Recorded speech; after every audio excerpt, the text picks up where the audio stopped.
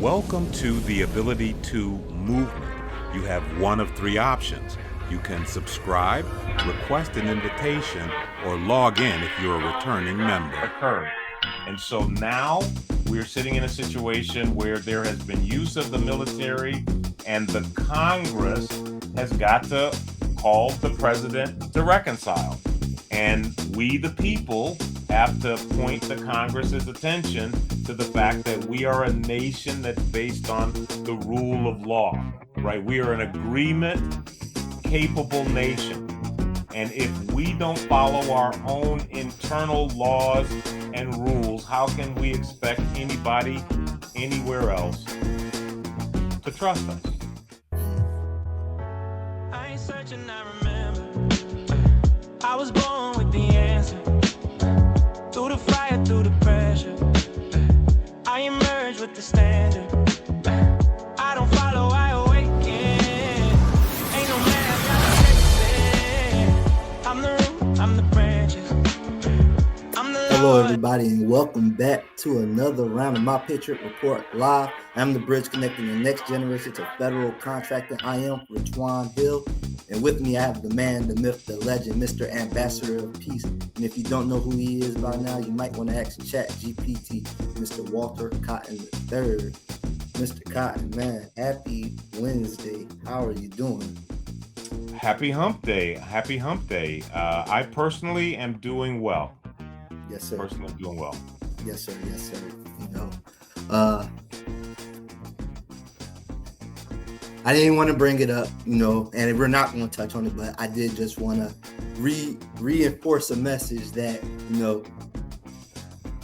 please engage with your Congress so we could stop, lessen the blows that are going on within the geopolitics that are going on. I did want to start that message off with that, but I think that you got to address the elephant in the room, right? And the elephant in the room, at least in my humble opinion, is the fact that there was kinetic activity in Iran as a result of the Strait of Hormuz.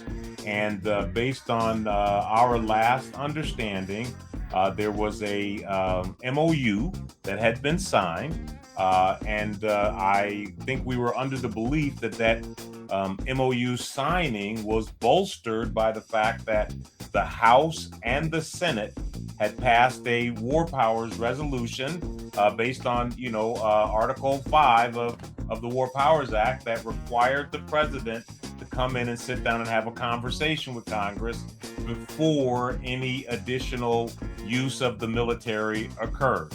And so now we're sitting in a situation where there has been use of the military, and the Congress has got to call the president to reconcile. And we, the people, have to point the Congress's attention to the fact that we are a nation that's based on the rule of law, right? We are an agreement-capable nation. And if we don't follow our own internal laws and rules, how can we expect anybody anywhere else to trust us? And that was going to be my question. Like, okay, so if we see clear violations of the Constitution, how relevant is the Constitution if nobody's reining in? I mean, I understand that at a hierarchy level, they're played by different rules, even though the rules are the rules. But from my generation, specifically, like, if understanding the Constitution, we understand the Constitution, but our leadership is not following the Constitution, that kind of doesn't give us a great guidance, so. And just delivering those words in a sentence lets me know that we need to do a better job of educating your generation as to what they have in the Constitution, right? I would agree with you that, over time, documents like the Constitution, like organizations, we talked about this in the last podcast, reach that critical inflection point, right? Where you have to reinvent them for the generation that is going to be responsible to it, right? And the Constitution, I think my good friend Sophia Nelson, I keep promoting her book, is speaking to your generation when she says you guys need to redefine freedom for your generation, which includes maybe a redefinition, a reimagining of the Constitution, but as a document, right? That is the underpinning of our republic. That is a powerful, powerful tool that other nations don't enjoy. That Constitution gives this constitutional republic the ability to protect your sovereign voice, your sovereign vote. So it's absolutely critical that your generation acquire an understanding and appreciation of that document to include your ability to reimagine it. And if a point in time occurs where we see offenses against the Constitution that need to be reconsidered, you guys can caucus together in a majority and cause that to happen. But it is imperative, it is critical that your generation not lose sight of the fact that you reside in a constitutional republic that is governed by a document that you have the ability to alter. Okay, now with that in mind, and the movement you're driving with the Capital Matters, where does it start in the local communities, or do we have to just be in position where how does that process start? How do we get in position to where we now have more of a say? So is it just getting a group of constituents together, or is it starts with that Capital Matters movement? Well, the ideation of the need for Capital Matters movement is born out of what we're talking about right now.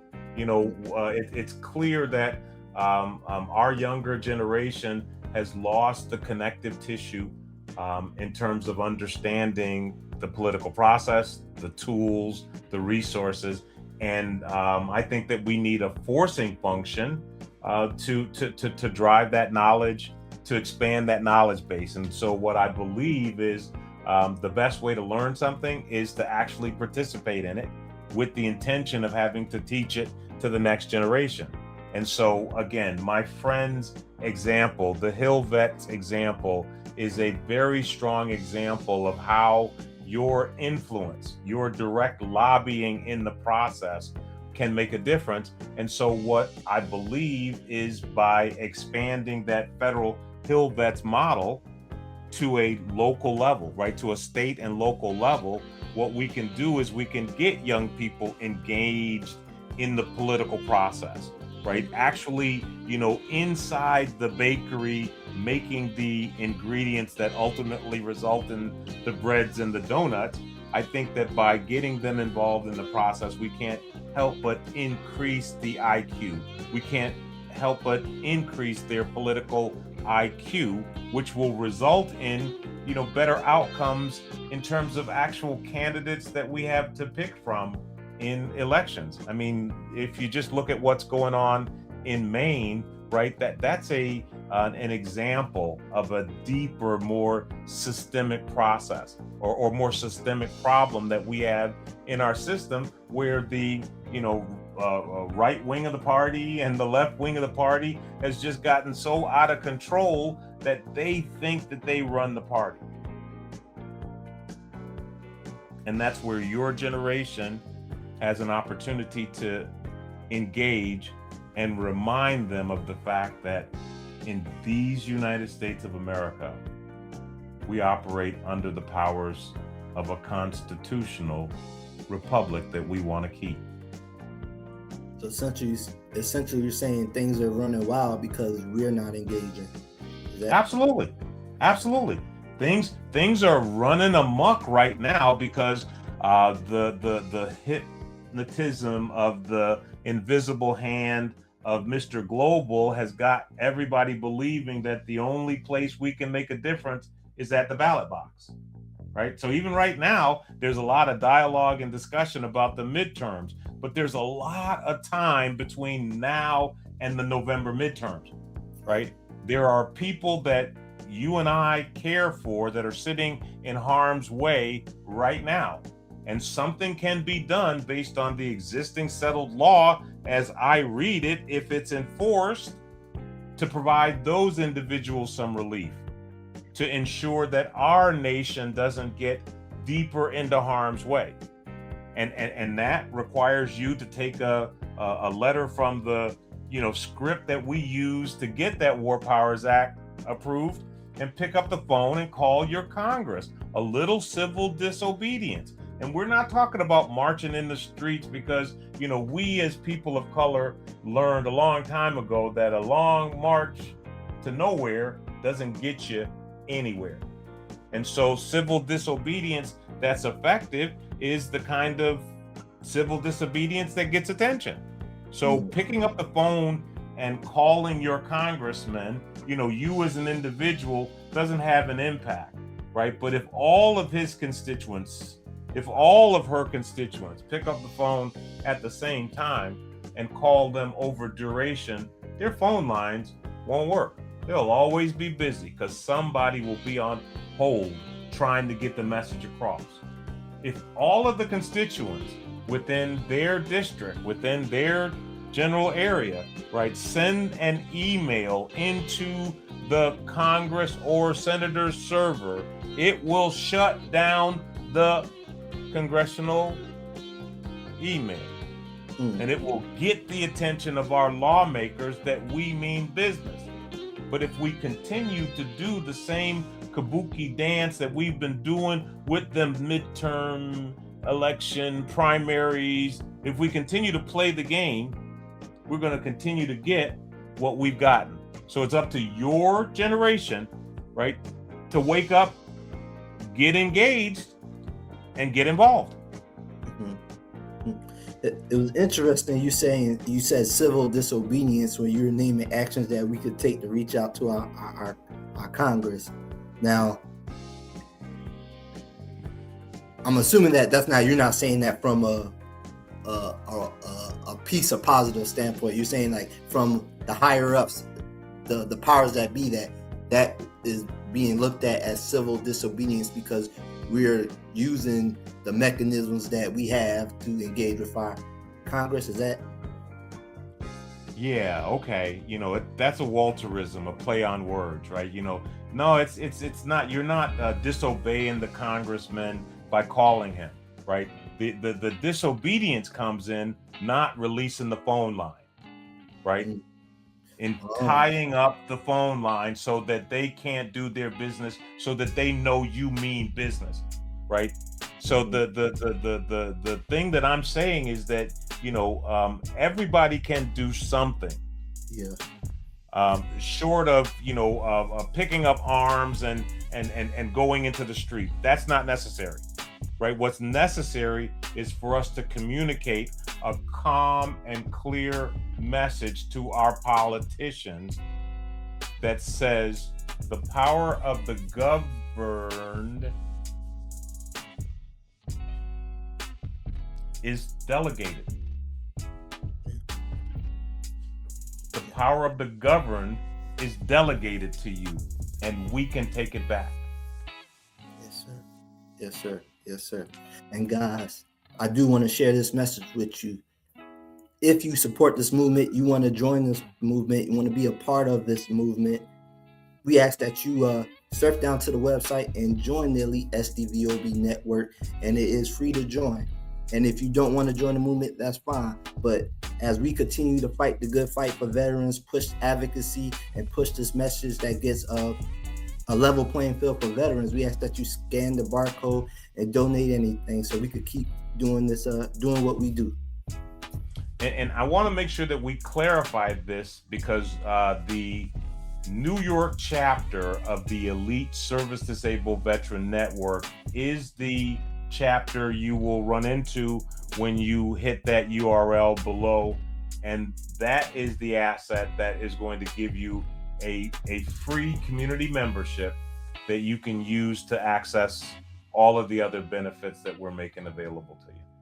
Yes, sir. Yes, sir. Yes, sir. Now, while all this craziness and chaos is going on, we do have the ability to control our economic future right now.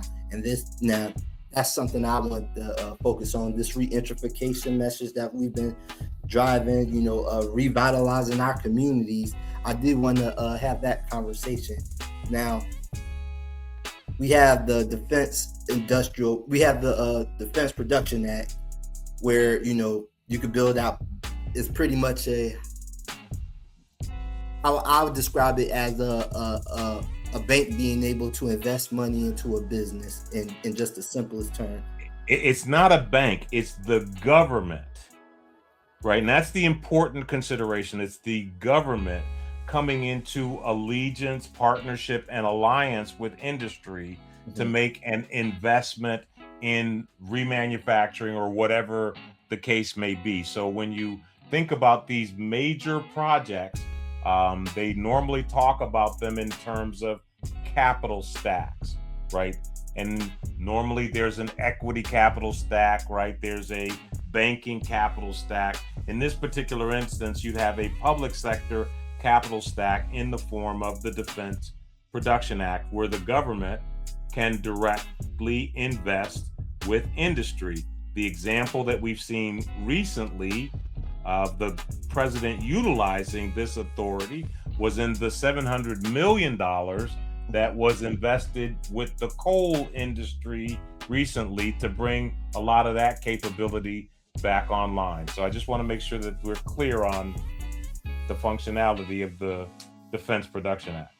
Yes, sir. Yes, sir. I appreciate that clarification as well. Now, how does Joe get access to that? Now, is it regular procurement? I just registered in SAM. I go to the government. I have a business plan, and well, we're not talking to Joe. We're talking to GI Joe, right? We're talking to our veterans, right? Our disabled veterans specifically, who have a preference which gives them a legislative advantage in accessing these programs. Everything that we're talking about doing is from a position of strength, is from a legislative point of view. And the reason that that's important is because the things and programs that we're targeting are all programs that are covered by existing settled law. That means they are already the rule of the land, and we don't have to ask anyone's permission to do the things that we're talking about doing. Okay, and that's important to take into consideration. What was your question? My question was in regards to how does regular Joe get access to that fund? And thanks for reminding me, for pulling me back out of the dark there. But the point that I was making as it relates to these settled laws, Joe needs to understand what his rights are under these settled laws, and he needs to understand what his or her advantages are. And in this particular instance, as we talked about, we are focusing on disabled veterans who have the settled law advantage that comes from Public Law 10650, right, which creates a gold contracting program for disabled veterans, and that's underpinned or supplemented by laws like Public Law 109461, which is the Veterans First legislation. So in those instances or situations, the individuals, the Joes that you're talking about, need to learn what their rights are under these settled laws. Because under many of these settled laws, it empowers Joe with the ability to compel the federal government, to compel the federal agency to award them a contract. So that turns Joe into a jobs creating agent. Let me say that another way. Studying yourself approved, Joe, empowers you with the know-how necessary to become a jobs creating agent and target more than $1.3 trillion worth of demand. Absolutely. Now, I did want to make a segue to talk about this fourth quarter. Now, this fourth quarter, what changed this year? What dynamics in this quarter changed this year that made this year different from any other previous year in federal contracting, in your opinion? Well, it was the dismantling of DEI and the executive orders that this president put out to consolidate contracts that took pathways for awarding contracts and constricted them. One of the major pathways was the 8A pathway that contracting officers were accustomed to using. And because that pathway wasn't liberally available and there during the fiscal year, as we approach the fourth quarter, what I'm hearing from my sources in contracting is they have more money than they have year left. And in the federal government, it is a statutory requirement that the monies that are appropriated in a fiscal year are spent. They are obligated and distributed during that fiscal year. And so we've got contracting officers in agencies across the federal government that are sitting with a hard problem, right? Either they have just too much money in their budget and nowhere to allocate it, or they have program managers who have requirements that are slated to go through the consolidation portal, and they don't want them to go through the consolidation portal because their hope is that they can find another place for them. And so you've got contracting officers that are dealing with the hard problem of having too big a requirement with a bunch of money left and needing a home, needing a solution. And you believe, let me throw it back on you. You believe that there's a solution to that challenge, don't you, Mr. Hill?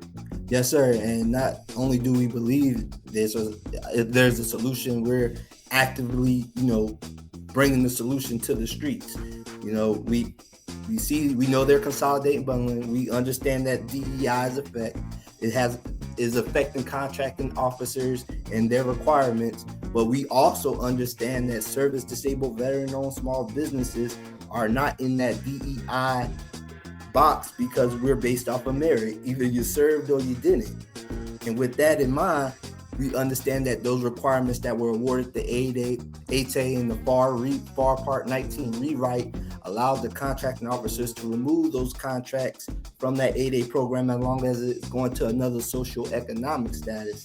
And again, because we understand DEI has been dismantled, we understand that really only leaves one or two viable pathways. And because of Public Law 10650, Public Law 109461, it gives the service disabled veteran the golden ticket or the competitive advantage. And we were proactive in creating that scalable solution that allows us to be a bigger small business or a bigger service disabled veteran-owned small business. So those requirements that the contracting officer have in this fourth quarter, that bottleneck that they're experiencing, that we give them the easy button that allows them to award a contract to a compliant pathway, which is the bigger service disabled veteran-owned small business.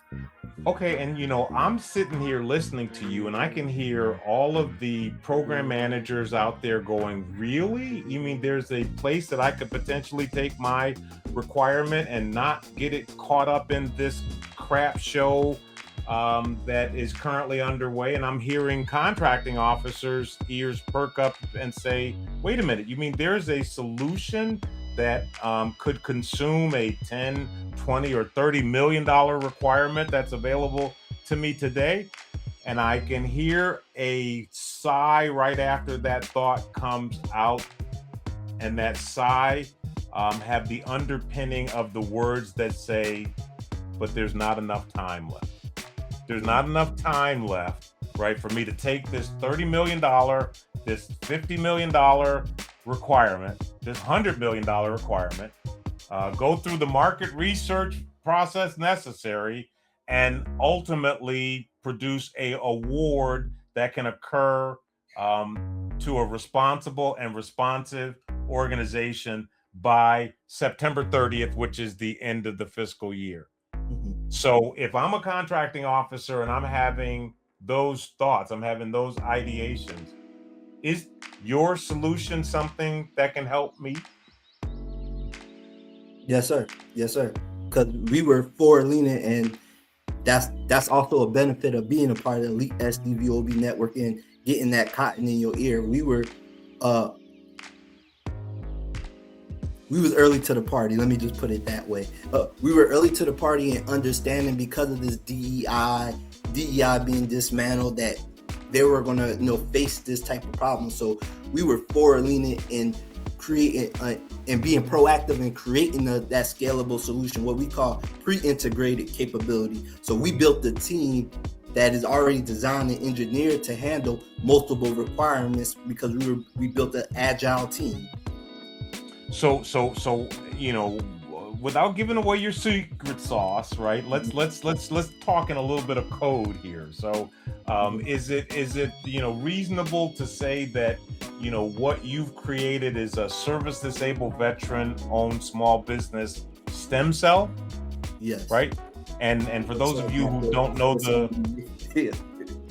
medical analogy, a stem cell can become any organ, tissue, or bone in the body. You just need to put it in a petri dish with it. So you've created a stem cell of a service disabled veteran that can become anything that the contracting officers need at their point of need, in whatever size they need it in.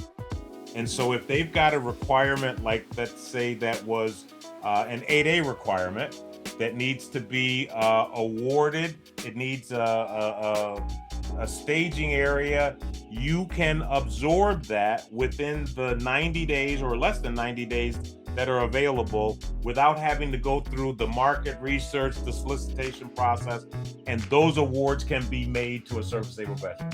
Is that what I'm hearing you say? Absolutely, yes, sir.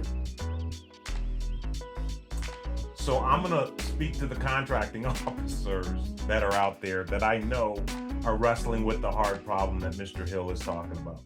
I know that you've got program managers out there that don't want you to take their requirement and consolidate it under one of the many paths that you've been suggested to consolidate it along, because they, like I know, that this administration's time is running out. And when this administration's time ultimately runs out and the new administration comes in, a lot of change is going to occur. So there are program managers who've been around this block long enough to know that they don't want their requirement to get caught up in the shit show. And so what Mr. Hill is saying, I believe, is that he has a pathway for any requirement that needs a home of any size, because he's got like a Lego set of service disabled veteran small businesses that are scalable, that can meet any need. Mr. Hill's email address is going to be passing along the bottom of this replay. I'd holla at your boy if I were you. Yes, sir. Yes, sir. Yes, sir. And I do want to reiterate the message that if you're a veteran, you need to join the Elite SDVOSB network.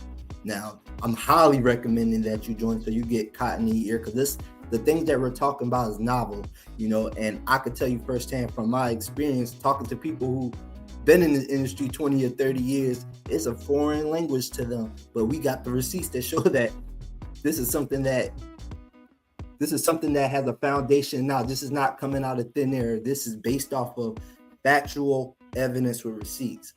So please join the Elite SDVOB network so you can participate in this generational wealth transfer with me. And guys, on that note, I am Ratwan Hill, and that is the Mr. Walter Cotton III. Until next time. That's 100 points.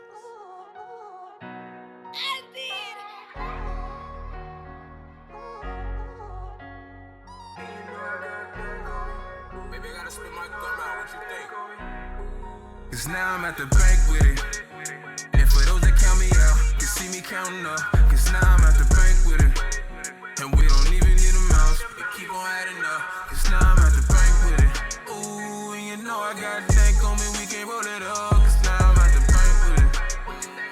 Now I'm at the bank with it. I've been in my...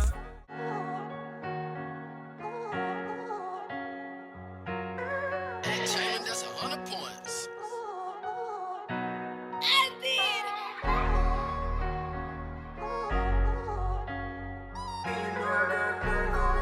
Maybe I gotta spit my gum out, what you think? Cause now I'm at the bank with it. And for those that count me out, can see me counting up, cause now I'm at the bank with it. And we don't